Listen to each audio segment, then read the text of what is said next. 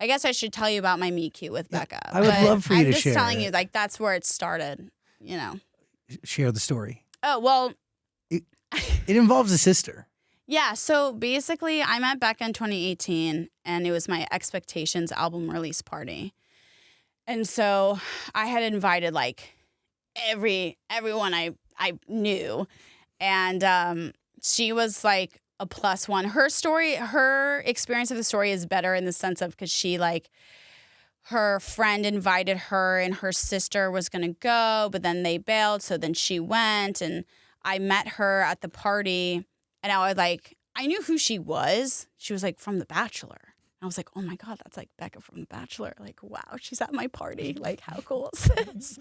But I, like, was dumb and pretended like I didn't know who she was, which I do not recommend because the truth always comes out. Oh, I've done that before. Yeah, It's not the truth always comes out. Just say you know who they are. But I met her, and so she was trying to hook me up with her younger sister because she was available and queer. And I was obviously interested in Becca. And so she set up drinks for all of us to meet up and, like, hang out a couple days later. And then everyone bailed, and Becca felt bad for me, so she went instead. And we went to the Chateau Marmont, and we, like, got drinks, and we were talking for, like, hours. And it was so wild because from that point on, like, the rest is history. But she was trying to hook me up with her younger sister.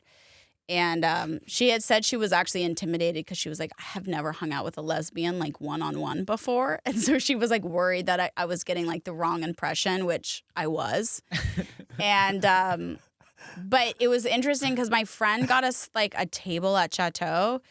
And we were getting drinks. And Becca already had, like, an impression, like, I don't know, like, my music videos, I'm very cocky and I'm just very, like, stealing kisses from your missus vibe.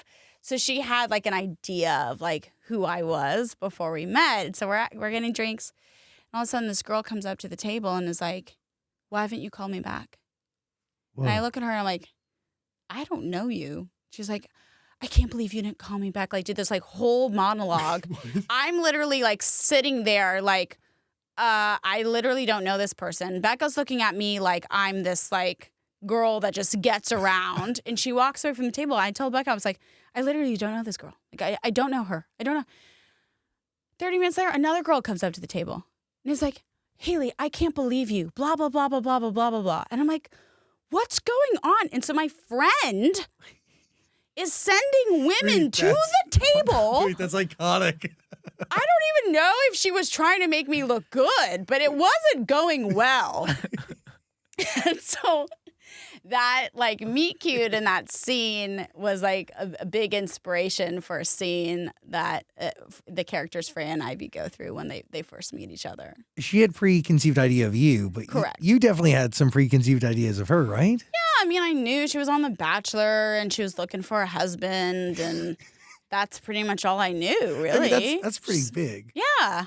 Yeah, she also, like, loves to do, like, pranks. Like, she told me that she, like, went to Yale, and I was, like, hard eyes, apparently, and was like, oh, my gosh, like, I can't believe, like, she's gorgeous. She went to Yale, blah, blah. She was just totally, like, messing with me, so she didn't go to Yale. But anyways, the character in the character in the book has, like, you know, that energy of just, like, being fun, and I'm very serious. Like, I don't know. I just grew up very serious. And my dad is a comedian, which doesn't make any sense. And I don't know if it's, like, a defense mechanism. But when I met Becca, she was, like, so, like, pranky and, like, fun and just, like, alive. And so we really connected. And the rest is history. How'd you know you were in love? I was, like, obsessed with her. You know, actually, that's a great question. We moved fast and, like, we were in love very quickly. But I think when I look back at our relationship, we navigated a lot. Like, she obviously had never been with a woman before. So we were keeping our relationship private.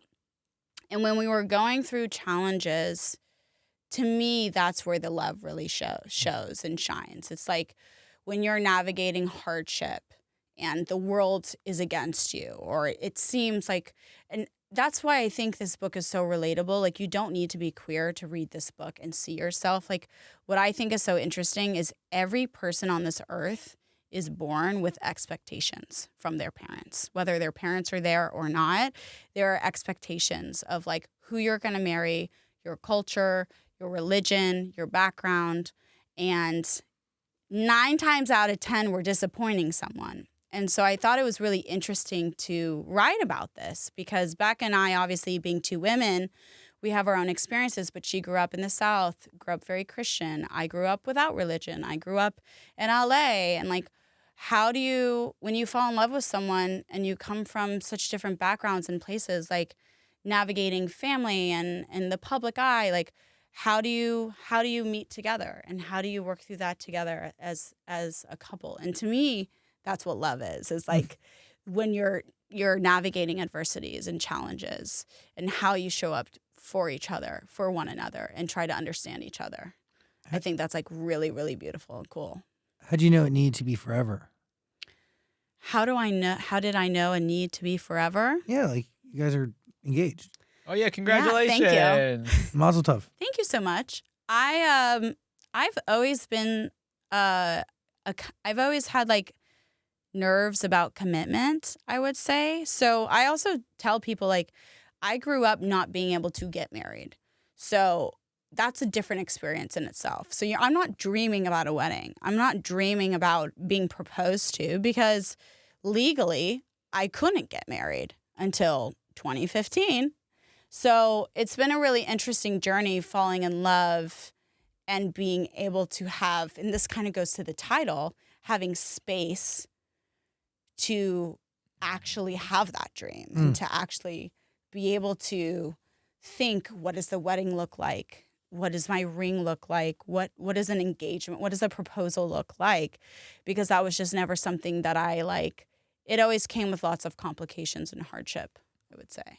It's really interesting. You know, I never really thought of that. Like that is something that, like queer people, depending on when they come to terms with their sexuality, like that is something that is taken from them. Yeah, and so many people weren't able to have that opportunity. It's such a privilege to have that. And it shouldn't be a privilege.